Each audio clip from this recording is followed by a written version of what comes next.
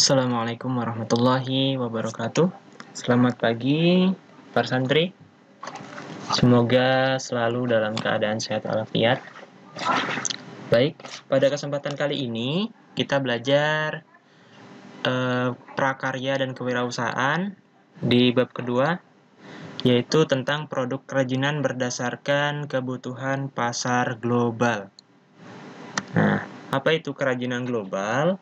Kerajinan global adalah sebuah kerajinan hasil karya para perajin Nusantara yang mampu menembus pasar global atau pasar internasional.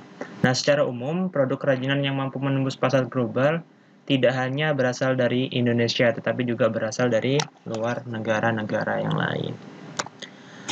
Selanjutnya, tentang bagaimana menyusun usaha kerajinan berdasarkan kebutuhan pasar global. Ada yang pertama, kita harus menganalisa dulu terhadap jenis apa usaha yang akan kita lakukan, yaitu dengan melakukan penelitian tentang kekuatan dan kelemahan usaha yang akan dibuat secara matang. Jadi, dipersiapkan apa yang perlu dipersiapkan. Kemudian yang kedua, tentang konsep yang tepat.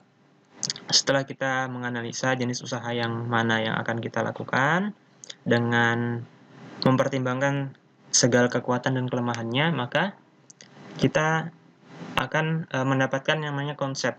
Nah, konsep itu kita pilih mana konsep yang paling tepat di dalam usaha. Nah, menyusun konsep yang tepat dan sesuai dengan sangat matang. Selanjutnya, kita harus menganalisa pesaing usaha. Jadi, bagaimana pemasaran yang akan kita capai untuk produk yang akan kita usahakan tadi. Baik itu dengan menetapkan pesaing di dalam pemasaran dan lain sebagainya. Kemudian yang keempat, itu tentang bagaimana strategi pemasaran. Jadi dalam menyusun usaha kerajinan, terkhusus untuk supaya masuk dalam pasar global atau pasar internasional, kita harus memiliki strategi di dalam pemasarannya. Nah, bagaimana? Yakni dengan melakukan strategi pemasaran yang dapat bersaing dengan mempertimbangkan beberapa besar peluang potensi usaha. Jadi berkenaan dengan bagaimana dan seberapa besar potensi usaha yang akan kita jalanin.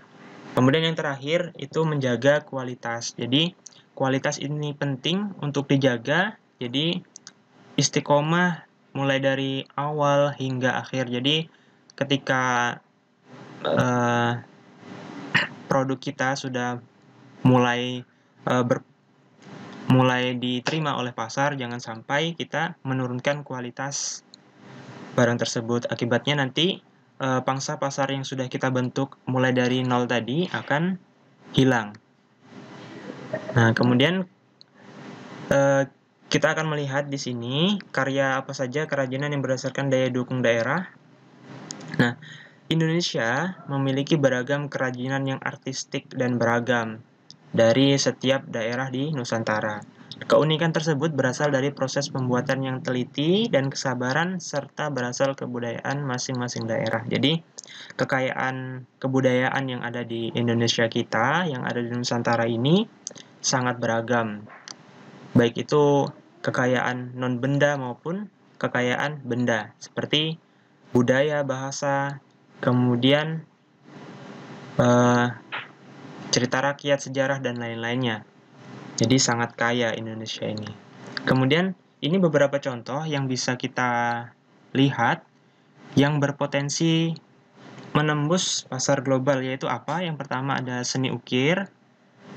Jadi beberapa jenisnya adalah seni ukir kayu, kemudian ada pula seni ukir batu dan lain sebagainya. Kemudian ada batik. Nah, ini sering kita jumpai.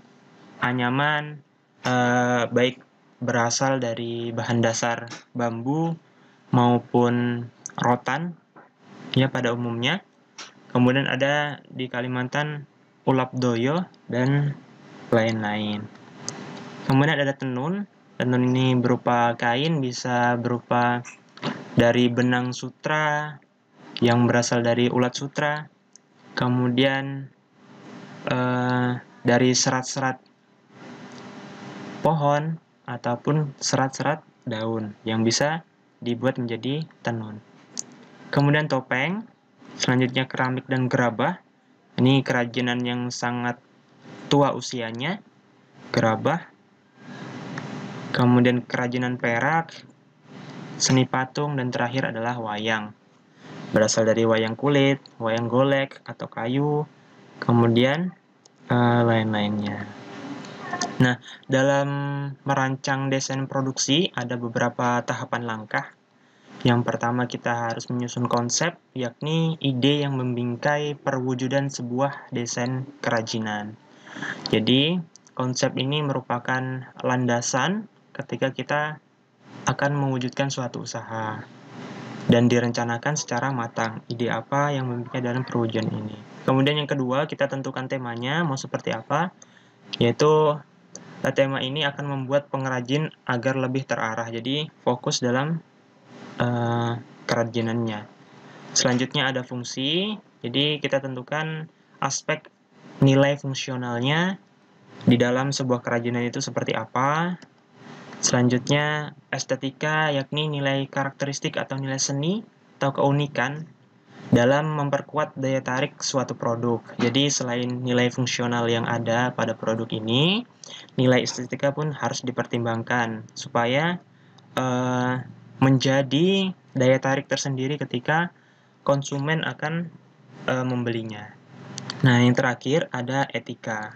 Nah, yaitu pertimbangan terhadap nilai dan budaya. Jangan sampai hasil karya seni atau kerajinan kita itu jauh dari nilai-nilai dan budaya yang ada di daerah kita. Jadi menyimpang. Artinya tidak menghargai dari budaya-budaya masyarakat kita. Nah, di sini setelah kita tadi sudah mendapatkan produk atau membuat produk, maka kita akan menghitung namanya BEP produk, break even point, atau titik impas, ya, posisi suatu perusahaan yang belum memperoleh keuntungan namun tidak juga merugi. Nah, ini komponen-komponennya, ada biaya tetap, biaya variabel, dan harga jual. Biaya tetap itu sifatnya tertentu dengan kapasitasnya dan bersifatnya tetap. Variabel ini biaya bebas, dinamis, dia mengikuti jumlah barang yang akan kita produksi. Semakin banyak maka semakin tinggi biaya variabel, kemudian semakin rendah produksi kita maka semakin rendah pula biaya variabel kita. Kemudian harga jual ini adalah penentu untuk mencapai namanya komponen BEP, yakni antara biaya tetap dan biaya variabel itu sudah include-kan di dalamnya atau dimasukkan sehingga terciptalah namanya harga jual, tidak mengurangi biaya produksi dan lain sebagainya, sehingga terciptalah namanya titik impas, tidak rugi dan tidak untung. Nah, kemudian ada pemasaran produk. Jadi ada beberapa strategi untuk pemasaran. Yang pertama itu bisa kita lakukan untuk menamai atau memilih merek yang mudah diingat oleh masyarakat, kemudian membuat kemasan produk yang menarik, menawarkan promo atau diskon, pilih satu target yang spesifik, dan pasang harga yang bersaing, kemudian pemanfaatan media sosial. Ada ya beberapa ini, ada advertising atau pengumuman, sales marketing, kemudian dipublish, atau mungkin bisa langsung orang ke orang atau interaksi langsung. Oke, baik, terima kasih, semoga bermanfaat. Assalamualaikum warahmatullahi wabarakatuh.